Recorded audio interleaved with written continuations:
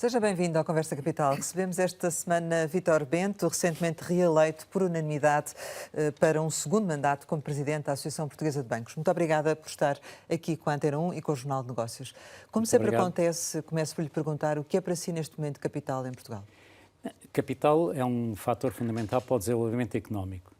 E, sendo um fator fundamental para o desenvolvimento económico, é um fator que cuja acumulação e aplicação deve ser incentivado e deve ser estimulado, e é um recurso do qual nós temos escassez em Portugal e, portanto, mais uma razão para devermos apoiar a acumulação e o investimento de capital, porque é isso que faz crescer a economia e é isso que, em última instância, faz poder pagar salários mais elevados. E vamos ter a oportunidade, certamente, de concretizar melhor essa sua ideia. Antes de mais, gostava de lhe perguntar o seguinte: já está escolhido o novo governo. Acha que Portugal tem um bom governo? Olha, sabe, eu vou utilizar um clichê, portanto não vou ser original, mas já tenho ouvido isto a muita gente e, portanto, não vou ser original. Os governos são como os melões, no fundo, só depois de se abrirem é que sabem se são bons ou são maus. Mas, no entanto, sabendo isso, todos nós compramos os melões. E nós compramos melões pela aparência, mas nós vamos ao mercado e, enfim, com mais ou menos experiência que temos da vida, nós olhamos para os melões, parecem-nos bons ou parecem-nos maus, compramos aqueles que nos parecem melhor, mas só depois de os abrir é que sabemos se são bons ou não. Pela aparência, parece-me que é um bom governo, é um governo preparado para os desafios que tem, em termos depois do seu funcionamento, isto é, quando se começar a abrir, aí é que poderemos fazer o juízo mais real. E o facto de ser, efetivamente, um governo assente numa maioria relativa no Parlamento, isso causa perturbação, causa alguma preocupação, esta possibilidade de estarmos aqui por um governo de vida curta, no fundo? Não, é um facto que, estando o governo assente numa minoria relativamente pequena, isso coloca desafios de estabilidade.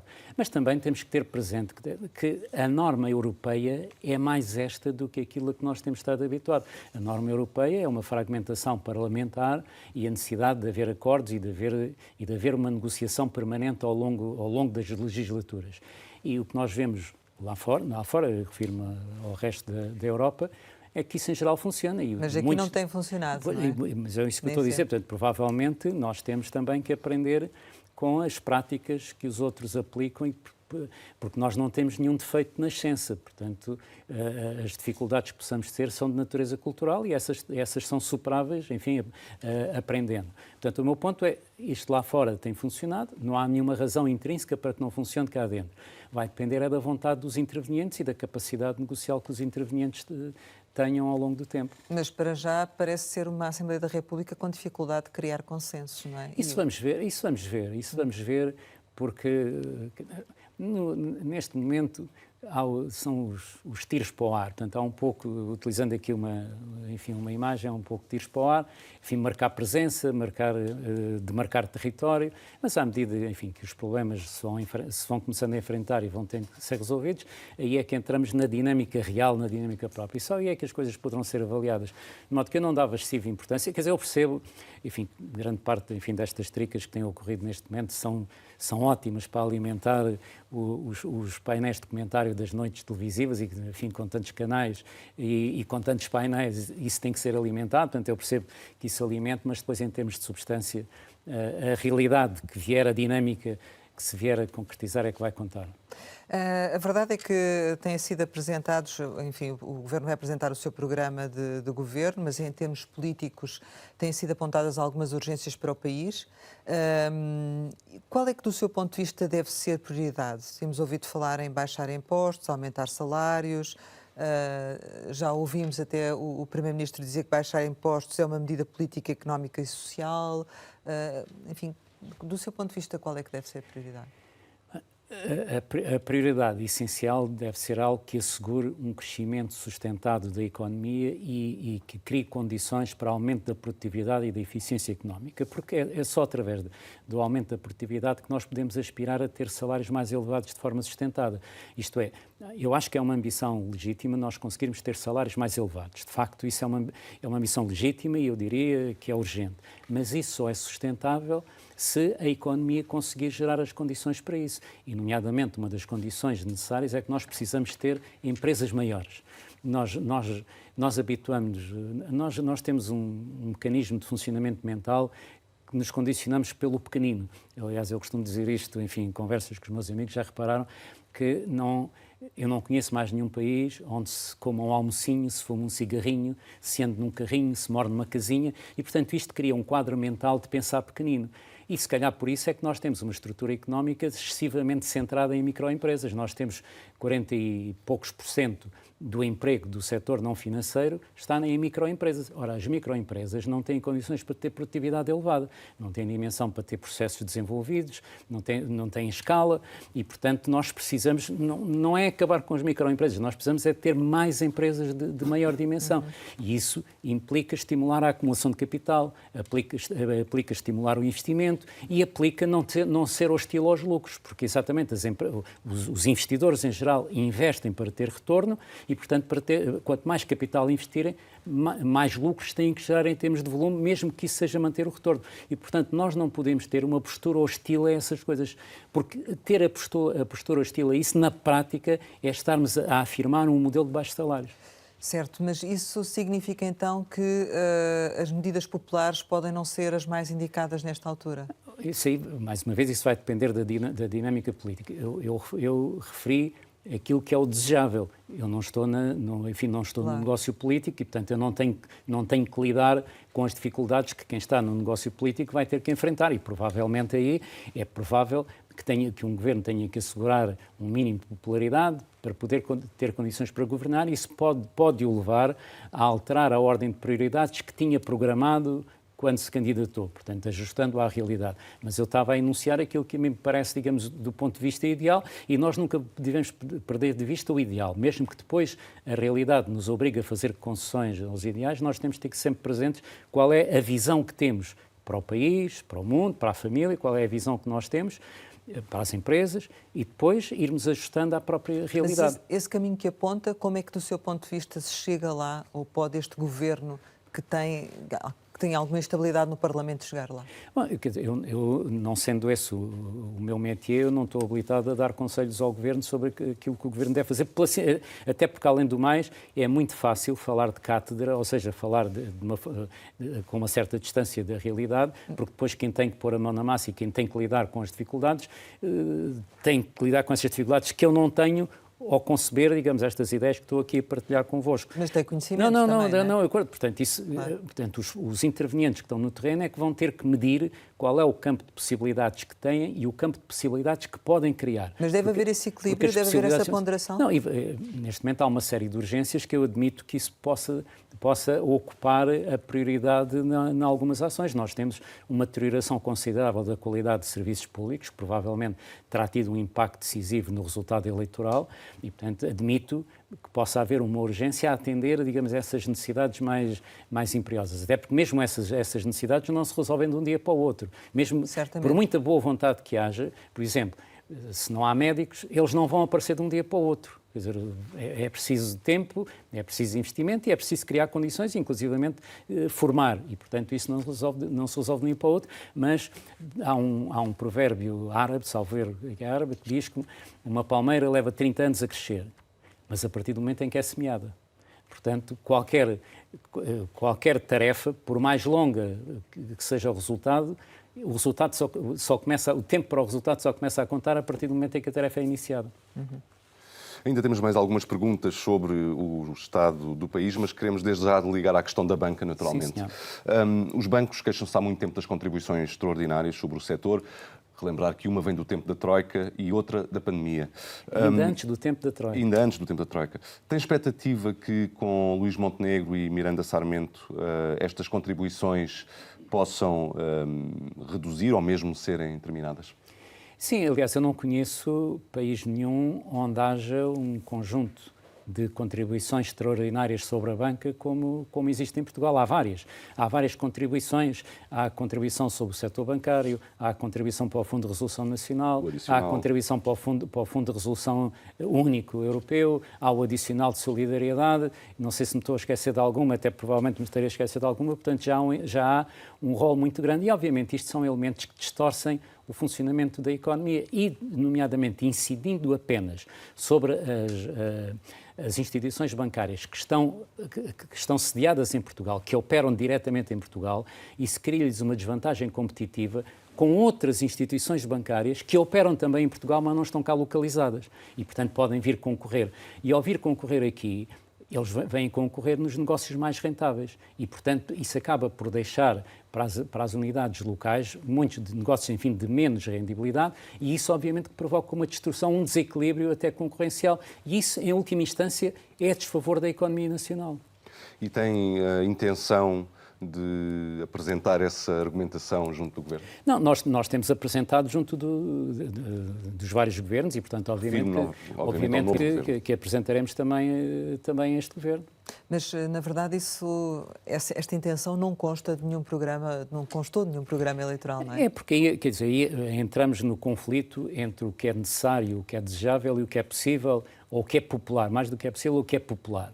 E nós vivemos tempos, não apenas em Portugal, de um agudizar dos populismos, portanto, em que as reações imediatas, populistas, baseadas mais nas emoções do que na razão, não é que a emoção não seja importante, é importante, mas não pode ter o domínio dos processos decisórios, e nós hoje vivemos muito dependentes das emoções e, portanto, grande parte das ações, das propagandas, são destinadas a acicatar as reações emocionais e, portanto, nem sequer dão tempo a que o processo reflexivo das próprias pessoas se desenvolva, se manifeste e, no fundo, leva a decisões ponderadas. E, portanto, muitas vezes é preciso tomar decisões populares, mesmo que elas não sejam boas. Eu tenho sempre a expectativa que quem tem que decidir se concentre mais nas decisões boas do que nas decisões populares, mas reconheço, enfim, que isso cria dificuldades. Era isso que eu lhe ia perguntar, portanto, neste caso específico da questão das contribuições extraordinárias, esse contexto que refere de, eventualmente, algum populismo, algum domínio da emoção sobre a razão, pode ter consequências no que diz respeito a esta questão das contribuições?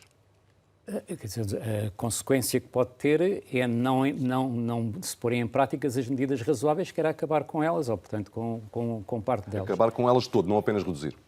Sim, aliás, há os dois caminhos. Não? O desejável, obviamente, é acabar porque não fazem sentido. Quer dizer, as empresas devem estar sujeitas a um sistema fiscal. A fiscalidade deve ser uniforme, deve ser estável, deve ser racional, deve ser razoável e deve ser igual para todos os setores. Não há razão para termos diferenciação entre setores. Portanto, a existência de impostos sobre os lucros, portanto, deve ser uma universalidade e deve ser equivalente para todas, independentemente da sua dimensão, independentemente do setor onde atua. Já vamos voltar aos temas da banca, mas antes gostava de lhe perguntar se considera que há ou não necessidade de um orçamento retificativo. Não vou fugir à questão, mas não faço ideia, não faço mesmo ideia. Isto é, eu não sei qual é o grau de folga que existe na despesa. Portanto, nós temos ouvido falar muito dos excedentes e tal, mas isso, enfim, por um lado é um bocadinho de conversa política, por outro lado, o excedente a existir existe muito provavelmente do lado da receita e isso não pode ser transposto para a despesa, porque o orçamento estabelece limites de aplicação da despesa. Eu não sei neste momento qual é a margem que a execução da despesa possa ter para acomodar aumentos de despesa que possam querer, enfim, que o Governo possa fazer. Há sempre a dotação provisional que pode ser afeta, digamos, a destinos mais ou menos setoriais, pode haver reafetações, mas sinceramente não sei. Tocou no tema do excedente orçamental, tem sido um dos temas mais discutidos na praça pública. Portugal chegou ao final do ano passado com um excedente histórico, 3 mil milhões de euros.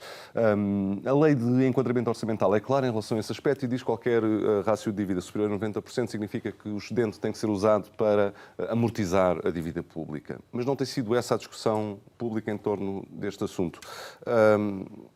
Qual é o caminho certo? É a satisfação de promessas eleitorais? Como é que olha para esta discussão em torno do excedente? Bom, por um lado, acho que ela é uma conversa enviesada, porque um país que deve um ano do seu rendimento, à volta disso, à volta do seu rendimento, nunca tem excedente, não tem dinheiro a mais, pelo contrário, tem sempre dinheiro a menos. Portanto, imagine, enfim, que tem uma dívida de um ano do seu rendimento, se num determinado mês consegue poupar 500 euros, não fica rico. Significa que tem a possibilidade ou de reduzir a dívida ou de pedir menos emprestado. Portanto, basicamente, o juízo financeiro é feito desta forma. Portanto, o excedente não significa que, de repente, estejamos folgados. Nós não estamos folgados.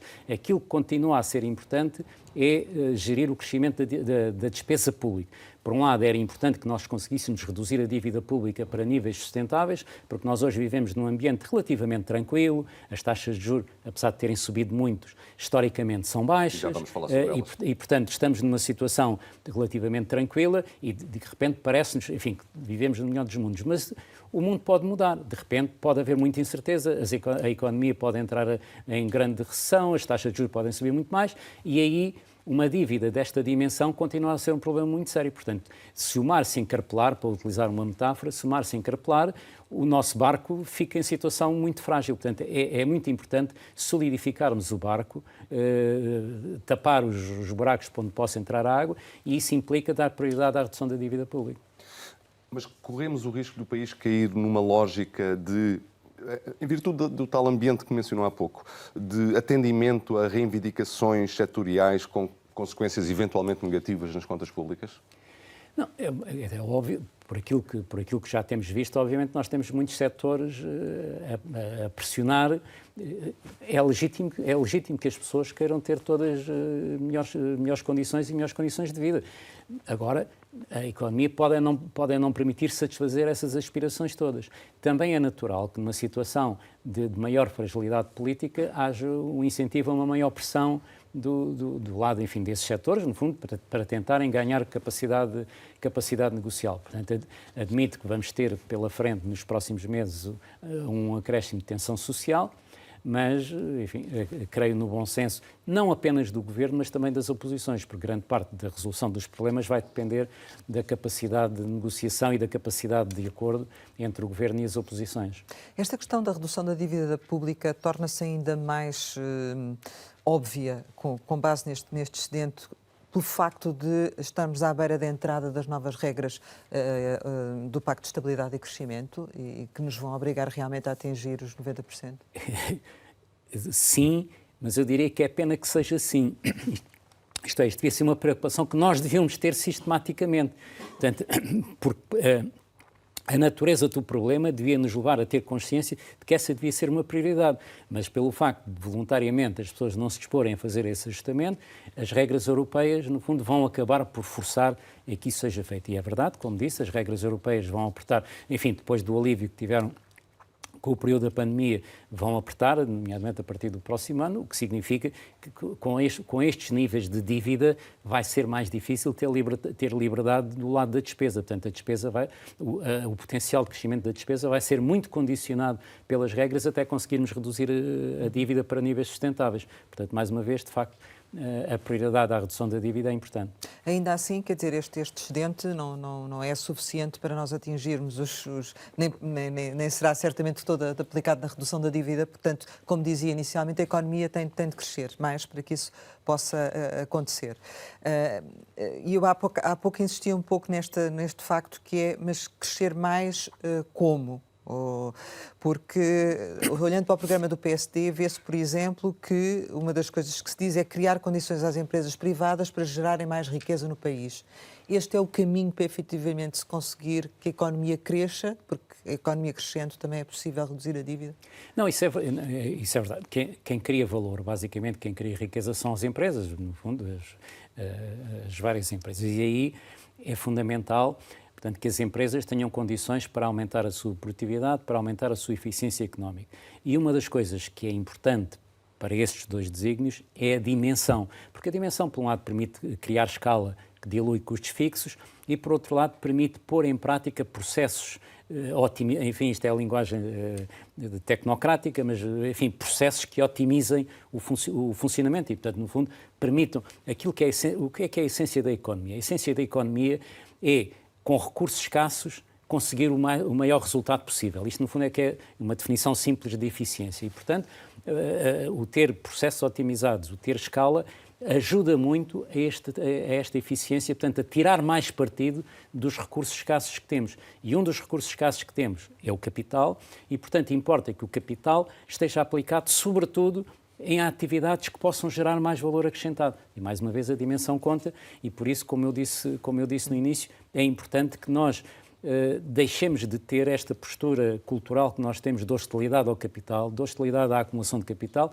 e de hostilidade aos resultados que o capital gera. Estas são condições fundamentais para a economia poder crescer, porque depois com o crescimento da economia pode haver salários mais elevados, pode haver maior receita de impostos sem aumentar necessariamente as taxas de impostos, até baixando as taxas de impostos, pode haver mais receitas de impostos, que permite pagar mais, inclusivamente redistribuir mais a quem precisa, e permite diminuir a dívida pública e, portanto, dar mais folga, mais margem de manobra ao país para enfrentar as adversidades quando elas aparecerem pelo caminho.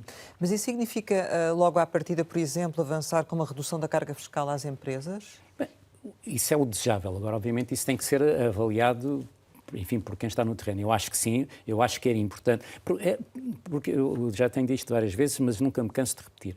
Nós temos um sistema fiscal, no que diz respeito às empresas, que taxa o capital.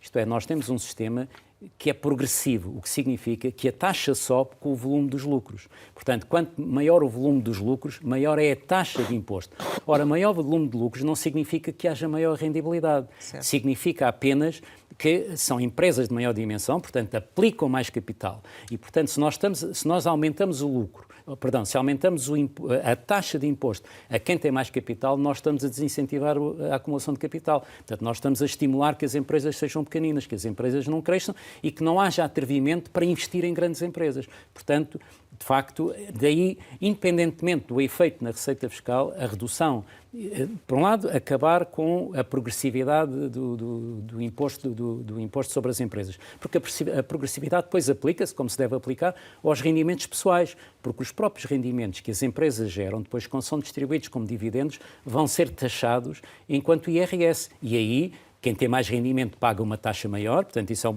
é um sistema progressivo que faz parte da justiça distributiva e muito bem, mas no caso das empresas é desincentivador e é contrário à finalidade que nós temos, que é de gerar mais riqueza para poder distribuir mais riqueza, porque nós só podemos distribuir riqueza com justiça se a criarmos com eficiência. Uhum. Sendo que estas novas regras, portanto, da União Europeia, orçamentais, elas de certo modo poderão pôr em causa esta questão da redução da carga fiscal, porque no fundo acabam por olhar mais para a composição da despesa e da receita ou nem por isso? Não, é obviamente que vão apertar a margem discricionária que os governos vão ter, mas os governos podem sempre fazer várias combinações entre a receita e a despesa, aonde gastam e onde não gastam, e portanto podem eventualmente, com menos despesa, se conseguirem ganhos de eficiência, não sacrificar as intenções distributivas da própria da sociedade. Podem não ser sacrificadas se isso for conseguido com maior eficiência. Mas, portanto, tem que haver depois aqui uma arbitragem entre os dois lados. Obviamente que o campo das possibilidades se torna reduzido, é mais difícil descer, sobretudo se a descida de impostos tiver efeitos imediatos, portanto, diferidos no tempo. Há um primeiro momento onde o efeito no orçamento pode ser adverso, mesmo que depois venha a ser um efeito positivo. E a gestão desta diferença temporal pode criar dificuldades e, obviamente, requer também alguma capacidade negocial com as instâncias europeias. E há capacidade do país para essa redução fiscal ao nível das empresas e das pessoas? Ao nível das empresas, julgo que sim. E, eventualmente, uma das coisas que acho que valia a pena ser considerada, é um trade-off, portanto, uma arbitragem, uma negociação entre a redução da taxa de IRC e a revisão dos benefícios fiscais, porque provavelmente haverá benefícios fiscais que tiveram uma origem histórica, enfim, que o terá justificado. Não sei se hoje se justificará ou não, vale a pena ir revisitar isso tudo, partir de uma base zero e, portanto, atribuir apenas benefícios fiscais às situações que hoje se possam justificar e não apenas porque são herdadas do passado. Isso provavelmente poderá dar margem de manobra. Em relação às pessoas? Não, em relação às pessoas, portanto, depende da margem que o próprio crescimento puder considerar. É óbvio que nós temos uma carga fiscal elevada, nós somos dos países com carga fiscal mais elevada, a nossa carga fiscal aumentou praticamente todos os anos, tem tido uma subida praticamente continuada, sustentada, pode haver um ano ou outro onde há uma pequenina baixa, mas em termos de movimento consistente tem sido no sentido da subida, e obviamente que isso é um peso para uma sociedade onde o nível de rendimento é relativamente baixo comparativamente com os países ricos. Se compararmos com os países mais pobres, obviamente que nós não nos podemos queixar da situação relativa onde estamos no mundo. No mundo ocidental, nós estamos, enfim, na parte menos afortunada, chamemos assim, menos rica, mas, portanto, para podermos crescer, nós temos que ter, digamos, condições favoráveis nesse sentido. Portanto, se bem entendi, uma eliminação, por exemplo, da taxa reduzida de IRC, eventualmente das próprias derramas, seria um caminho a seguir? Não, das próprias derramas, sim, depois da taxa reduzida. Não lhe vou entrar na especialidade, porque eu não sou especialista fiscal, portanto, nem conheço o universo de todos os pormenores que existem na legislação fiscal, que ela em si já é bastante complexa e é bastante instável, outras adversidades que nós temos é o facto da estrutura fiscal ser bastante instável e mudar com muita frequência. Uma das coisas fundamentais para quem investe e poder, no fundo, planear uma vida de médio e longo prazo é ter uma estabilidade fiscal. Portanto, eu não lhe consigo entrar nesses pormenores porque não sou especialista. Aliás, se isso fosse fácil, não havia, digamos, essa especialidade, nomeadamente em vários escritórios de advogados e consultoras. Não é? Mas o objetivo, por exemplo, enunciado por Luís Montenegro, de ter a prazo uma taxa de IRC de 15%, é um caminho certo? Parece-me um bom objetivo. Regressemos ao tema da banca. Sabemos que os maiores bancos em Portugal, aliás, o sistema, de uma forma geral, teve no ano passado resultados históricos. Só os 6 maiores bancos tiveram mais de 4 mil milhões de euros. O Banco Público, o resultado histórico também de quase 1.300 milhões de euros. As críticas que por vezes se ouvem ao setor bancário são injustas? Completamente. São injustas por variíssimas razões. Por um lado, porque olha-se para o volume de resultados, mas não se olha para o volume de capital. Por exemplo, eu tenho visto, enfim, eu percebo que é sempre apelativo ter um título de jornal, dizer que os bancos ganham 13 milhões de euros por dia, mas se eu posso fazer a mesma conta dizendo que o capital dos bancos representa 110 milhões de euros por dia. E essa conta as pessoas não fazem. Portanto, o setor bancário é o setor que aplica mais capital na economia de todos os setores. E esse capital, obviamente, tem que ser remunerado para poder atrair os investidores, para poder ser mantido e poder atrair os investidores. E do ponto de vista dessa relação, obviamente que o ano 2023 foi um ano que correu muito bem desse ponto de vista. A taxa média de rendibilidade do setor todo foi de 14,8%. Mas também o custo do capital, isto é, aquilo que é o referencial que os investidores têm para investir num setor ou noutro setor, também se terá situado à volta dos 13,2%, estou a dizer 13,2%, porque foi um número que o presidente do Mecanismo de Supervisão Única da Europa deu numa entrevista que fez enfim, há uns meses atrás, referindo-se ao final do segundo trimestre do ano passado. Portanto, é um referencial. As nossas contas, enfim, dado que o custo do capital não é um dado objetivo verificável, resulta, digamos, de estimativas e, portanto, no fundo é um cálculo teórico, as nossas contas é que andará entre os 12% e os 14%. Portanto, pela primeira vez, a remuneração da banca, portanto, a rendibilidade da banca, supera o custo do capital. Isto deve ser o normal no funcionamento das economias em geral. Deve ser, por outro lado, também, e as pessoas não sabem isso, a rendibilidade média das grandes empresas não financeiras do conjunto foi sempre superior ao da banca. Mas eu tenho aqui um gráfico que posso mostrar isso. Portanto, temos aqui a linha azul, que é a rendibilidade das grandes empresas não financeiras, e a linha cor de laranja é a rendibilidade do setor bancário. Como pode ver, portanto, foi sempre superior das empresas não financeiras. Porquê é que dá menos nas vistas? Porque têm menos capital. Quer dizer, cada um dos setores tem menos capital investido do que tem o setor da banca.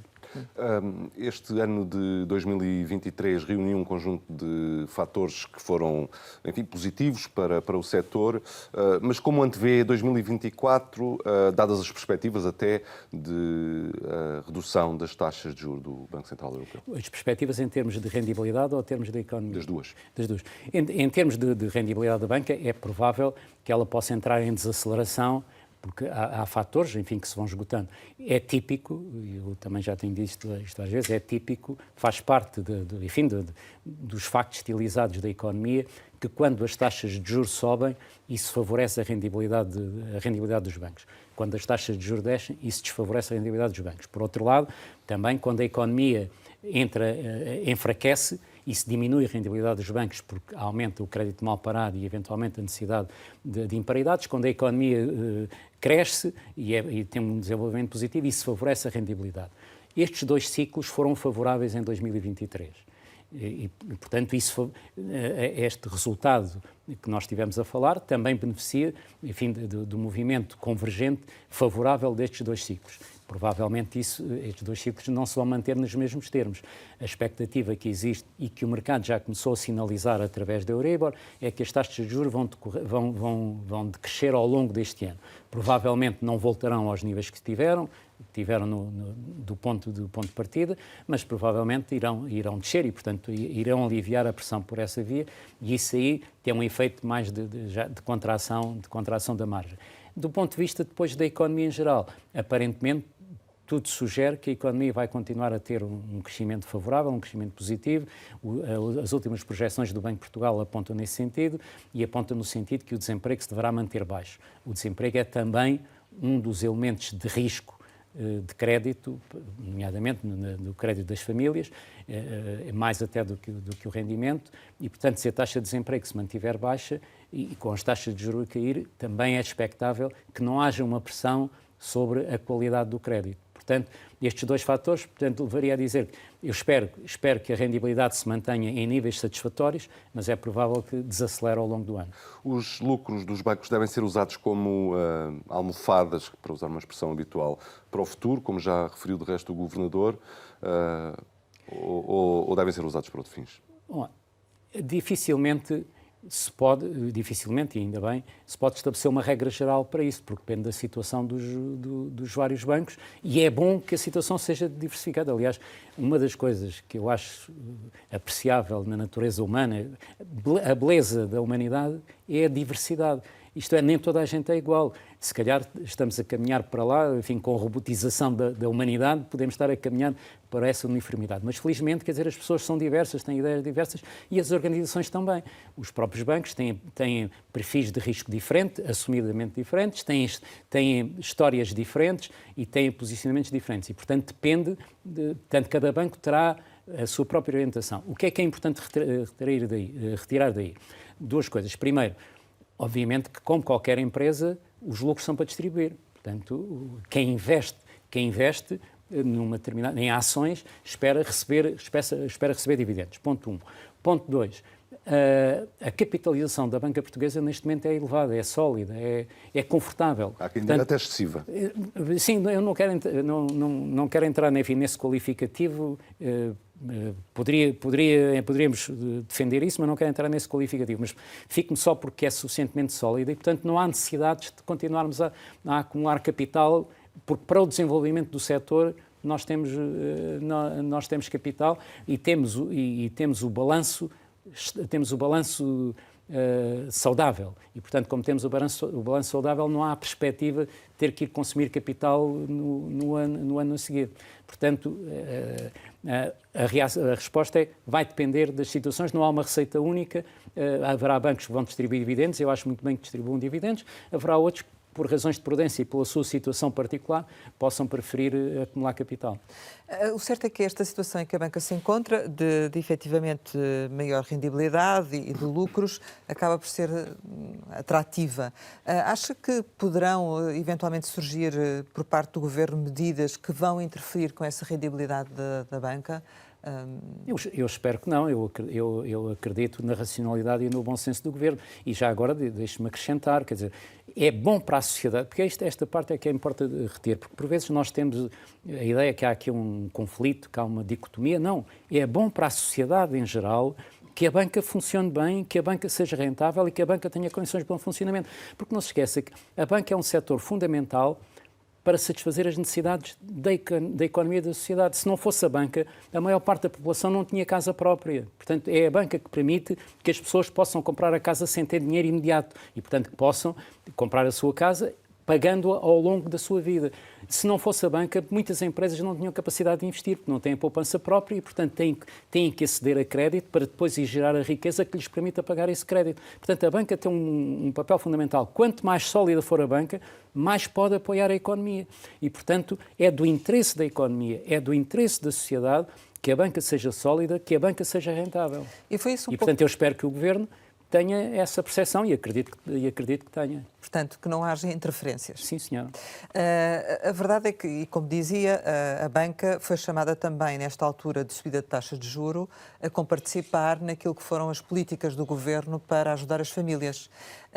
Do seu ponto de vista, havendo a perspectiva agora, de alguma forma, na Euribor já se sente alguma desaceleração, mas com a previsão da descida das taxas de juros, nomeadamente em junho, isso poderá acentuar-se. Haverá condições para, efetivamente, deixar de ser necessário a banca dar esse tipo de apoio às famílias? Vamos ver, houve dois tipos de intervenção na banca nesse processo. Certo.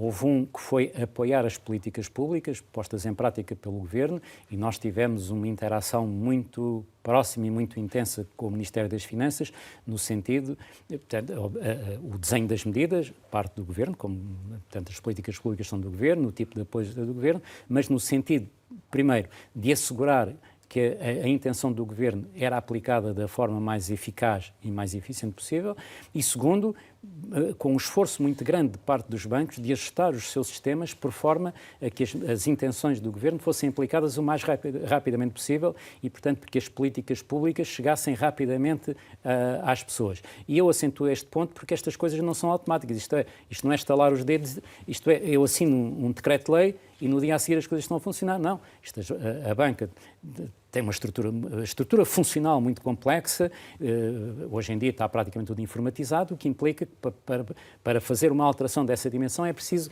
alterar os sistemas que estão em funcionamento. Isso leva tempo, é complexo portanto, a banca empenhou-se muito nisso para encurtar o mais possível esse tempo e, portanto, para que o tempo de demora entre a intenção do Governo e o resultado de chegar às pessoas foi encurtado. Depois houve outra reação, que foi dos próprios bancos, que conhecendo os seus clientes, conhecendo as suas necessidades, desenvolveram eles ofertas específicas, e em alguns casos que terão sido talvez mais abrangentes do que as próprias medidas governamentais, ofertas específicas para atender às necessidades das pessoas, quer a questão da fixação da taxa e depois diferir os pagamentos para outros períodos. Portanto, houve estas duas intervenções da banca, porque é do interesse da banca que os clientes estejam satisfeitos. Quer os bancos, como qualquer empresa, dependem de clientes satisfeitos. Portanto, não há nenhuma hostilidade entre a banca e os seus clientes. A banca não quer fazer mal aos seus clientes, pelo contrário. A banca quer que os seus clientes estejam o mais satisfeitos possíveis, porque só através de clientes satisfeitos é que há continuidade de negócio. Mas terá demorado algum tempo a reagir e terá demorado depois na consequência das decisões tomadas pelo Governo, não é totalmente verdade. Houve coisas que os bancos fizeram até mais rapidamente do que as medidas do Governo e aqui o demorar a reagir não é bem... As taxas de juros é que subiram muito rapidamente e nós temos um enviesamento muito grande, contrariamente à maior parte dos países europeus, nós tínhamos o crédito à habitação muito dependente da taxa variável. Isso foi muito bom quando as taxas foram baixas e, portanto, nós também não nos podemos esquecer que as pessoas beneficiaram muito, mas muito, pelo facto de terem as taxas indexadas, digamos, ao mercado, as taxas fixadas no curto prazo, e isso permitiu-lhes beneficiar durante muito tempo. Depois, quando as taxas subiram muito rapidamente, obviamente que isso depois teve o outro lado da moeda e essa subida muito rápida apanhou as próprias pessoas de repente de surpresa e portanto, depois o próprio apoio dos bancos foi desenvolvido à medida da manifestação das necessidades das pessoas. E agora, as políticas públicas devem continuar e a banca está disponível para continuar a apoiar essas políticas ou com a descida das taxas de juros haverá aqui condições para deixarem de existir? A banca está sempre disponível para ajudar os seus clientes dentro daquilo que a regulamentação sobre o setor permite e, no fundo, que a própria estabilidade do setor permite. Tem sempre essa disponibilidade. As medidas que estão em vigor, parte delas provavelmente cairão por natureza, porque com as taxas de juros a descer, a chegada a determinados tetos que desencadeavam a fixação de taxas deixam de existir e, portanto, ficamos com uma ausência de objeto, se quiser, relativamente às bonificações, provavelmente também deixarão por isso, porque a diferença das taxas deixará de justificar isso, mas isso depois é uma prioridade, enfim, que compete ao Governo avaliar. Agora, a banca continua sempre muito atenta às necessidades. A banca, ou melhor, porque não há banca, há bancos. Certo. E, portanto, cada um dos bancos continuará muito atento, uns melhores, outros menos bem, mas todos interessados em satisfazer os seus clientes, continuarão muito atentos àquilo que são as necessidades dos seus clientes, porque a banca interessa que as pessoas possam pagar os empréstimos. Se as pessoas atravessam um período de dificuldade transitória, é do interesse dos bancos, dentro daquilo que a regulamentação permite, aliviar essas condições transitórias para que o pagamento dos empréstimos ao longo da vida dos empréstimos não fique prejudicado. E, na verdade, isso de alguma forma conseguiu-se controlar ou não, a questão do mal parado, sim, não é? Não, aliás, isso é visível por esses dados. Porque, e aqui há que dizer, enfim, há que reconhecer as duas coisas. Por um lado, a banca teve um empenhamento muito grande e as pessoas também, quer dizer, nós por vezes também tendemos a olhar para as pessoas como se fossem autómatos, como se, mais uma vez, voltar à questão da robotização. As pessoas são livres, são sensatas e as pessoas é que sabem melhor da sua vida e as pessoas fizeram os seus ajustamentos, portanto, aquelas que de repente tiveram um aperto maior, provavelmente tiveram que adiar outro tipo de despesas, tiveram que apertar outro tipo de despesas para não perder a casa, porque a casa é algo muito importante, enfim, para todas as pessoas e, portanto, as próprias pessoas ajustaram as suas capacidades às suas prioridades. E haverá agora, com esta descida expectável da taxa de juros, e imagino que também concordo com isso, ou seja, que a taxa de juros irá baixar do BCE, não é? Sim. Quer dizer, à medida que a inflação dá sinais de estar controlada, embora julgue que não é provável que voltemos aos tempos de inflação negativa, portanto acho que isso não vai ocorrer, mas o facto dela estar controlada permitirá o alívio das taxas de juros. Insisto, não necessariamente para os níveis em que tivemos até antes da subida, mas para níveis mais baixos do que os atuais. E isso vai ter consequências também, não é? Ou seja, a nível da banca, poderemos eventualmente assistir a uma descida também dos juros dos depósitos, que aliás demoraram bastante tempo a subir. Essa poderá ser uma das consequências e outra consequência poderá ser mais crédito às famílias e à economia? Sim, sobretudo do lado da procura, isto é, do lado da oferta nunca houve nenhuma restrição significativa de crédito. A restrição que existe é a restrição da qualidade, obviamente. Mas tem a ver com a vida das pessoas. Sim, mas os bancos só emprestam a quem tem perspectivas de poder pagar. E, portanto, obviamente, se de repente isso se torna mais difícil para famílias e para empresas, mas isso é o critério, até o critério regulamentar das possibilidades. Agora, a própria capacidade de endividamento das pessoas, se as taxas baixarem, quer das pessoas, quer das empresas, aumentará. E, portanto, a procura de crédito e a procura de crédito sustentável é provável que aumente e, portanto, podemos assistir a uma expansão do crédito. Relativamente aos depósitos? Relativamente aos depósitos. Eu percebo, até porque eu sou cliente bancário, portanto, desse ponto de vista, percebo as necessidades dos clientes. Mas olhando para o balanço dos bancos, aquilo que nós verificamos é que os bancos têm muito mais depósitos do que crédito. Portanto, enquanto antes da crise financeira, por cada euro de depósitos, os bancos emprestavam 1,2 ou 1,3, portanto, 1,20 € ou 1,30 € em crédito, hoje, por cada euro de depósito, se emprestam 80 cêntimos, portanto, ficam com 20 cêntimos em excesso. Isto significa que não tenham que andar a disputar recursos, portanto, não tenham que andar a competir por recursos e isso pode criar uma dinâmica de atualização de taxas mais lenta do que aquilo, enfim, que os clientes desejavam, mas isso faz parte da natureza das coisas. Como, por outro lado, também não é possível consertar, quer dizer, não é possível que os bancos se juntem e digam, não, olha, isto não está bem, nós temos que aumentar a remuneração. Isso não é possível por razões de concorrência e, portanto, cada um reage em função das condições que tem. Se ele não precisa de disputar recursos, a não ser que os outros comecem a disputar, portanto, portanto, essa é a razão. Mais uma vez, não é nenhuma maldade, é esta razão estrutural que levou a que o ajustamento das taxas do lado dos depósitos fosse mais lento, mas apesar de tudo, e com o tempo, foi-se ajustando e, portanto, foi subindo, porque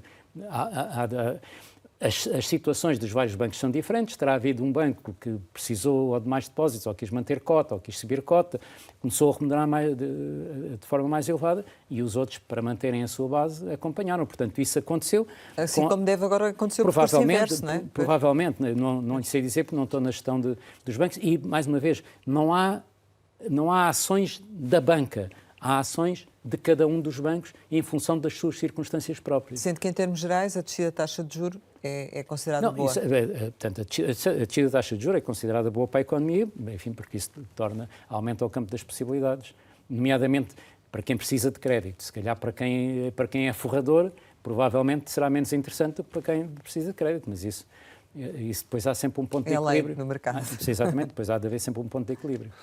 Não poderia agora a banca pensar em baixar as comissões que foram aumentadas exatamente porque durante muitos anos a rentabilidade era baixa? Mais uma vez, insisto, a banca não pensa, o que pensa são os bancos, portanto, cada um dos bancos pensa por si. Mas isso já aconteceu, portanto, ao longo de 2023, o volume total de comissões já baixou.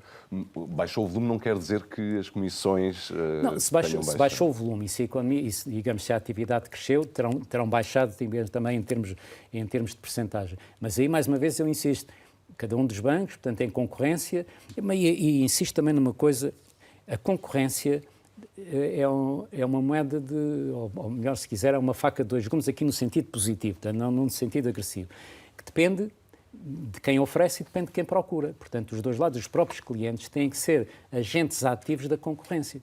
E, portanto, o haver mais ou menos concorrência muitas vezes depende também da atitude de quem procura serviços. E isto é válido para a banca como é válido para todos os outros setores. É válido para as telecomunicações, é válido para os supermercados, é válido para tudo. Portanto, as pessoas, no seu interesse, procuram as condições que lhes são mais favoráveis e isso é um estímulo da concorrência do lado da oferta. Uma coisa que as pessoas também têm em relação aos bancos é um tema importante que é o da confiança. É talvez um dos setores que mais depende da confiança dos clientes e da população em geral. Que contributo é que este tipo de situações de que temos estado a falar, como a lentidão que existiu no aumento da remuneração dos depósitos, a imagem que os lucros têm junto das pessoas, que contributo é que este tipo de situações dá para a imagem da banca, o que é o mesmo dizer, no fundo, para a imagem junto dos clientes? Olha, isso é interessante porque isso traz-nos a um paradoxo curioso da sociedade. Se nós virmos aquilo que é, pelo menos a opinião publicada, nós constatamos, enfim, que a população desconfia da banca, que a população não gosta da banca e, portanto, que há um problema de reputação da banca, insisto, da banca. Mas depois, nas situações concretas, as pessoas gostam dos bancos. Isto é, os clientes de cada banco gostam dos seus bancos. Os bancos realizam frequentemente inquéritos de satisfação dos seus clientes e os resultados são bons, são resultados muito positivos. Portanto, temos este paradoxo. As pessoas gostam dos bancos, gostam dos seus bancos, mas depois, em geral, parece que não gostam da banca, enquanto agregado. É um paradoxo que eu não lhe sei explicar, mas constato, e aqui a parte importante é a relação dos bancos, dos clientes com os seus bancos, porque esse é que é o indicador de confiança fundamental. Com a descida das taxas de juros, do seu ponto de vista, faz sentido ou será necessário também haver aqui um estímulo maior à poupança, diversificar produtos, dar maior rendibilidade a alguns produtos, nomeadamente certificados da Forro, enfim, como é que se pode gerir isso? Porque a poupança também é igualmente importante e necessária. Um dos problemas que nós eventualmente temos em Portugal é a escassez de diversidade de produtos de poupança, mas isso não é responsabilidade dos bancos nem da banca. Nós temos um mercado de capitais que é pouco desenvolvido e, portanto, oferece menos alternativas. Mas isso depois também depende da atitude das pessoas. Hoje em dia, como os mercados são abertos, há muito espaço de investimento. Mas as próprias empresas, provavelmente, poderiam empenhar-se mais em aceder diretamente ao mercado de capitais e, portanto, a isso poderiam oferecer, digamos, aos aforradores, produtos diretos de investimento nos interesses das empresas, no desenvolvimento das empresas, e essa parte nós temos um mercado de capitais muito estreito, portanto, o número de empresas cotadas é muito pequeno, por qualquer razão, portanto, as empresas empenham-se pouco em ir para o mercado de capitais, em ser cotadas, e isso restringe o universo de instrumentos, pelo menos locais, disponíveis ao aforro. E, portanto, a banca oferece aquilo que é da sua competência, oferece os depósitos. Os certificados da Forro, por exemplo, já pode fornecê-los, mas não foi muito atrativo, não é?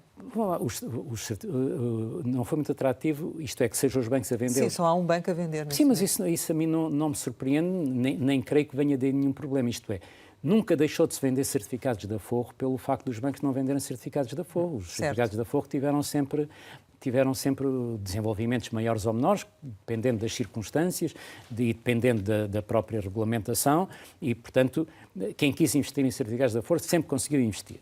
Agora, os certificados da Forro, na essência, são depósitos. Os certificados da Forro são depósitos. têm um nome diferente, mas a partir do terceiro mês podem ser levantados em qualquer momento. Aliás, isso até lhe deu alguma fragilidade, nomeadamente em 2011, 2012, quando nós tivemos uma crise de confiança grande, houve uma redução muito grande de certificados de aforro.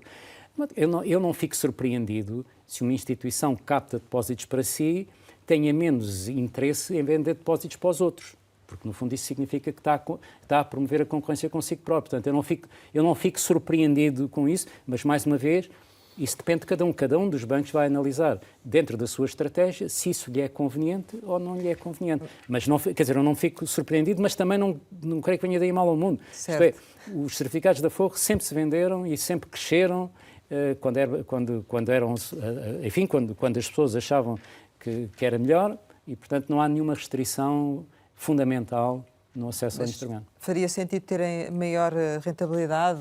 Ou não? Não sei, isso aí depende, enfim, do juízo de quem gera dívida pública. Já disse isto uma vez, que eu fui provavelmente o primeiro responsável a reduzir a remuneração dos certificados de aforro. A primeira série de certificados de aforro, salvo erro, fui eu que a interrompi, porque na altura se tinha tornado um instrumento mais caro de financiamento do Estado. E estamos a falar ainda nos anos 90, portanto, antes do ano 2000. E, portanto, isso tem que ser feito sempre essa ponderação. Quais são as alternativas de financiamento que o Estado tem, se são mais baratas, e outra coisa, o Estado, para se poder financiar no mercado, e sobretudo no mercado de grosso, com obrigações, não pode tratar o mercado de acordo com humores, portanto tem que manter uma relação constante com o mercado, por um lado, para que o mercado o tenha no radar, e para que depois, quando há situações mais difíceis, o mercado saiba quem é aquele investidor, saiba porque que aquele é um investidor confiável, e, portanto, essa relação tem que se manter. Não se pode passar tudo para um instrumento, mesmo que ele, de repente, possa ser o mais atrativo. Por outro lado, lembro também, portanto, os certificados de aforro, sendo um bom instrumento para os dois lados, é um depósito praticamente à ordem, portanto, isso para o Estado também convém não ter um excesso de dívida aplicado num instrumento que pode ser volátil. Uhum. Vamos falar de concorrência. O mercado bancário em Portugal é suficientemente concorrencial? Aliás, nós temos, eu não lhe sei dizer o número exato de instituições, devia ter trazido esse número, mas não foi à procura. Nós temos seguramente mais de 30 instituições bancárias a concorrer entre si. Além de que o mercado é aberto. Nós, ainda outro dia, vimos uma campanha que está a correr de um banco que não está a operar em Portugal, mas, isto é, não está localizado em Portugal, mas está a fazer uma campanha publicitária em Portugal. Portanto, o que significa que o mercado é concorrente, não há barreiras à entrada. Portanto, qualquer um destes que tenha licença europeia pode entrar por aqui. Portanto, o mercado é suficientemente concorrencial. E uma consolidação seria positiva? Não faço ideia, isto é, isso são decisões que quer os bancos de per si, portanto, as suas equipas de gestão, quer os seus acionistas terão que avaliar. Eu, enquanto Presidente da Associação Portuguesa de Bancos, eu não posso pronunciar sobre a vida interna dos meus associados e, portanto, eu aí limite-me a registar aquilo que forem as ações que os associados desencadearem. Mas em termos... Portanto, isto é, eu aqui não posso ser analista. Mesmo que eu tenha opinião como analista, a minha função inibe-me de poder ser analista. Mas em termos gerais, o momento que a banca vive atualmente torna-a também mais atrativa, ou seja, há aqui mais, pretextos para efetivamente olharem uns para os outros. Aquilo que é normal em todas as empresas, sobretudo a partir de determinada dimensão, o que é normal é que as suas equipas de gestão estão permanentemente a olhar para essas coisas, ou para evitar ser tomadas ou para poder tomar. Portanto, terão sempre em avaliação aquilo que lhes parecem ser os riscos e as oportunidades, quer de um lado, quer do outro. Portanto, isto está sempre a ser analisado. Depois há circunstâncias que podem ser mais propícias a haver mais movimentos e há circunstâncias que são mais adversas. Talvez, neste momento, pelo facto de haver uma certa tranquilidade, até por força dos resultados que se verificaram, pode haver mais apetites de ações nesse sentido. Mas não lhe posso ir mais longe do que isto. Mas num mercado relativamente pequeno como é o português, faz sentido termos tantos bancos de grande dimensão, digamos assim, grande, enfim, em termos relativos, dado o tamanho do mercado?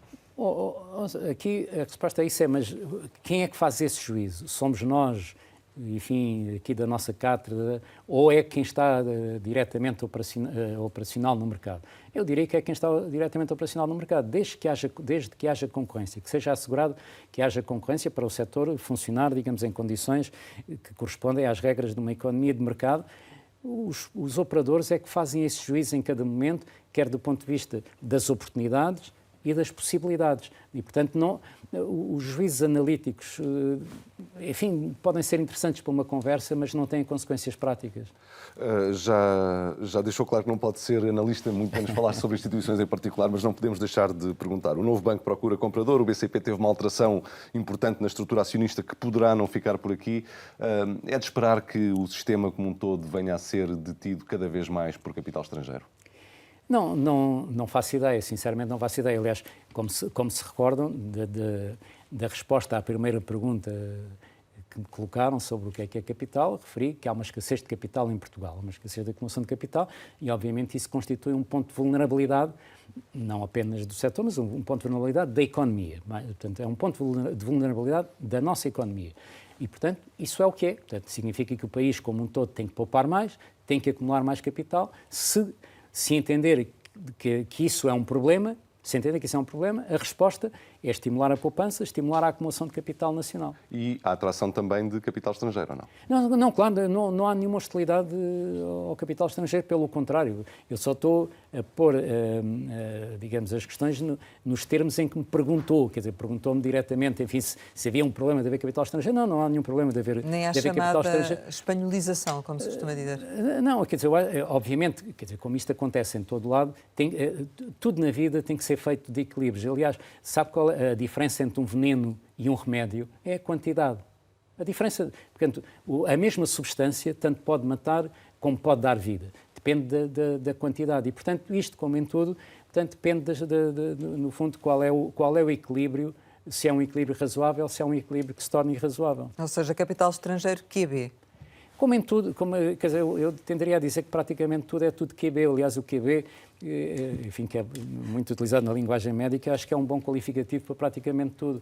Eu tenho uma interpretação da vida, se quiser, uma divisão, que eu acho que grande parte, enfim, dos desafios que nós, quer ao nível pessoal, quer ao nível das sociedades, são tensões entre dois polos que são extremos. Qualquer posição num dos polos é má. Aquilo, no fundo, que é bom é um equilíbrio, algures na tensão entre esses dois polos no caminho. E esse equilíbrio nunca é permanente, nunca é estável. É um equilíbrio que é sempre definido pela dinâmica e pela dinâmica até dos dois polos. Desde que não se encoste a um único polo, eu acho que o essencial é encontrar sempre o ponto de equilíbrio dentro do espaço de tensão entre os dois polos e aqui, mais uma vez, aqui aplica-se o mesmo. O sistema contribuiu com muitos milhões de euros para o Fundo de Resolução e que indiretamente significou também contribuir para injeções no novo banco. Isso já não se verifica. E a pergunta é, o mecanismo de capital contingente que foi acordado entre a Lone Star e o Fundo de Resolução e o novo banco deve acabar antecipadamente? Eu julgo que ele termina por natureza, não é? No final de 2025, a pergunta é se faz sentido terminar antes do tempo. Não, mas ele terminará por natureza, isto é, estando a situação normalizada, independentemente da data de término, ele terminará pela sua própria natureza. Enfim, não sei o que é que se passa dentro do banco, não tenho informação sobre o que é que se passa dentro do banco, mas aquilo que me inclinaria a pensar é que não vai haver mais necessidade. Falemos então de aspectos laborais. Os lucros da banca aumentaram no ano passado, como já falámos ao longo desta entrevista, mas também por via da redução da despesa com trabalhadores, com as rescisões que houve? Não sei se isso contribuiu, mas aquilo que sei é que isso não é em si um desígnio. Isto é, a natureza da banca, como a atividade de muitos outros setores, mudou. A sua forma de funcionamento mudou. Nós no passado, para irmos à banca, íamos às agências e portanto, E eu ainda sou do tempo em que para levantar dinheiro passava-se 1 ou 2 horas na agência do banco para levantar dinheiro e tinha que ser a agência onde se tinha a conta. Hoje nós vamos ao banco sentados no sofá. Obviamente que isto muda as condições de funcionamento do setor. Portanto, o setor precisa de menos agências e precisa de mais capacidade informática. Portanto, os bancos têm investido muito na sua capacidade informática, recrutam pessoas, digamos, mais tecnologicamente habilitadas e, obviamente, menos habilitadas a povoar agências. Pergunta agora para a resposta telegráfica. Temos assistido a alguma tensão social no setor, inclusivamente com uma greve na Caixa Geral de Depósitos. A paz social pode estar em causa neste ano? Não tenho nenhum indicador que me aponte nesse sentido. E, por outro lado, a Associação Portuguesa de Bancos já não é uma associação de empregadores. Portanto, a Associação Portuguesa de Bancos não intervém nas relações laborais. Mas representam os bancos? Não. Portanto, por isso eu não fugi à questão, só estou a explicar. Isto é, a Associação não tem intervenção já nessas matérias, mas só daquilo que me é dado ver, eu não estou à espera de nenhuma instabilidade no setor. Obviamente vai haver questões pontuais, isso é inevitável, mas não estaria à espera de nenhuma instabilidade significativa. Foi reeleito, como dissemos no início desta entrevista, por unanimidade para a Associação Portuguesa de Bancos, para continuar à frente da Associação. Quais é que vão ser as suas prioridades para este novo mandato e os seus objetivos? Eu sou presidente, mas lidero uma direção, portanto, e toda a direção tem continuidade. A direção é feita por bancos e, portanto, os objetivos, não sou eu sozinho que define os objetivos, portanto, são objetivos definidos pelo conjunto do setor. E, basicamente, eu tenderia a dizer que é uma continuidade, no fundo, é assegurar que a regulamentação que incide sobre o setor cumpre aquilo que são os seus desígnios com o menor custo possível, que muitas vezes aquilo que nós vemos é que a regulamentação há muito tempo deixou de fazer análise custo-benefício e nós vemos a imposição de muitas normas cujo benefício é mínimo e o custo é máximo e isto depois também influencia as condições de eficiência do funcionamento do setor e, portanto, é contribuir para isso, portanto, assegurar que a regulamentação do setor melhora as condições sem impor custos necessários, sem criar entraves desnecessários à própria economia e isto, parecendo que não, isto é um trabalho muito constante, muito permanente e que envolve muitos recursos. É quase um pouco, quase um trabalho de Sísifo, daqueles, enfim, que é contínuo, por vezes há mais resultados, por outras vezes há recuos. E como é que define a relação que tem mantido com o regulador? A relação, desde que eu estou, portanto, eu só posso falar da minha experiência, e a relação que tivemos ao nível da Associação de Bancos, quer com o Banco de Portugal, quer com o Ministério das Finanças, foram muito positivas. Portanto, as experiências que eu tenho, daquelas por que passei, tenho experiências positivas, portanto, há a capacidade de ouvir, nem sempre as decisões são aquelas que nós consideraríamos as mais adequadas, não apenas no interesse do setor, mas naquilo que nós entendemos que é o interesse da sociedade, mas o diálogo mantém-se e o facto de haver a disponibilidade de diálogo também do outro lado, eu tomo isso como muito positivo. Vai pedir uma reunião ao Governo e ao Ministro das Finanças, nomeadamente? Sim, nós habitualmente temos, faz parte das nossas funções, interagir com os órgãos que, ao nível do Governo, têm tutela do setor, e nem sempre são só o Ministério das Finanças é o órgão principal, mas nós temos, desde a modernização administrativa ao Ministério da Justiça, portanto, há muitas tarefas que se cruzam com a nossa atividade. E portanto, é nosso hábito, é uma prática normal, nós apresentarmos, enfim, aquilo que é a nossa visão das preocupações, aquilo que é a nossa visão daquilo que deve ser feito. Não vou fazer isso, obviamente, já para a semana, porque imagino que o Sr. Ministro das Finanças tem muito com que se preocupar neste primeiro embate e, portanto, tem, inclusivamente, que arrumar a sua própria casa. Arrumar no sentido de, enfim, de chegar a uma casa nova. Quando nós todos chegamos a uma casa nova, por muitas ideias que tenhamos, há sempre arrumações que temos que fazer e, portanto, tem que se dar tempo mas ao algum tempo. Pedido mas vamos... Sim, vão pedir essa reunião e haverá algum pedido em concreto nessa reunião? Enfim, há de haver... Alguma preocupação específica? Não, uma das preocupações específicas nós já abordámos aqui, que é o facto que é o excesso de tributação extraordinária que existe sobre o setor bancário. Essa é uma delas. Aliás, lembro que, por exemplo, o adicional de solidariedade foi objeto há pouco tempo de uma recomendação da Provedora de Justiça ao Ministro das Finanças para que fosse eliminada. Recomendação que não foi cumprida. e tem vindo a ser derrotada nos recursos que os bancos têm apresentado para tribunais, tendo já chegado ao Tribunal Constitucional com uma decisão desfavorável, uma decisão de inconstitucionalidade tomada pelo Tribunal Constitucional. Portanto, é provável que venha a cair mesmo. Sim. Chegamos ao final e, como habitualmente, lançamos algumas palavras para uma resposta rápida de significado. A primeira é Quelimane. Olha, é uma cidade onde, em termos históricos, vivi pouco tempo, mas me ficou muito no coração. É quase como a minha segunda terra. FMI. Tive várias experiências, inclusivamente do ponto de vista da aprendizagem. Eu frequentei cursos no FMI e fiz parte da equipa que liderou com o segundo programa de ajustamento dos anos 80. E GCP? É uma obra de que muito me orgulho e que vejo com satisfação que tem mantido a base cultural com que se iniciou. O nó cego da economia? Vai sendo desmantelado a pouco e pouco, mas ainda continua apertado. Euronext?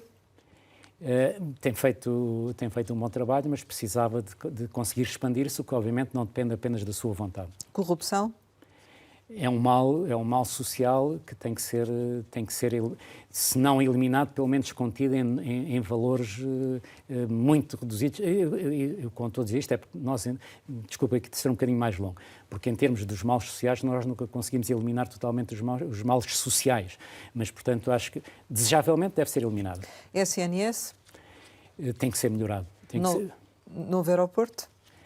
O novo aeroporto é um exemplo do nosso mau funcionamento e da nossa dificuldade em tomar decisões. Serviço militar obrigatório? Isso é ressuscitado de um problema que que teria sido resolvido. Eutanásia? É um problema que ainda continua a dividir a sociedade, mas que obviamente vai fazendo o seu caminho. Joaquim Bracha Armento? Ministro das Finanças. Médio Oriente? É um imbróglio mundial sistemático e é daqueles problemas que nós nascemos com eles e provavelmente morreremos com ele. Esperemos, voltando ao que disse há pouco, que seja contido e que não exploda para níveis que se tornem incomportáveis pelo resto do mundo. Ambição? Deve-nos sempre nortear, sem perdermos também o sentido, deve-nos conduzir sem perder o sentido da realidade, porque é na Terra que estão as pedras onde nós podemos tropeçar. Jardinagem? É uma atividade, enfim, a que me dedico quando posso para tentar descontrair. Filha? É o meu bem mais precioso. Enfim, neste momento já divido esse papel com os netos. Soldado? Não é um sentimento que eu cultivo. Futuro? Futuro, eu tenho sempre a esperança que seja melhor. Portugal? Portugal é o país, é o nosso país, é o país que eu amo e é um país que eu gostaria de ver melhor do que aquilo que é, mas requer o contributo de todos nós. Vítor Bento, muito obrigada por ter estado aqui com a Antena 1 e com o Jornal de Negócios. Pode rever este Conversa Capital em www.rtp.pt. Regressamos para a semana, sempre neste dia, esta hora, e claro, contamos consigo.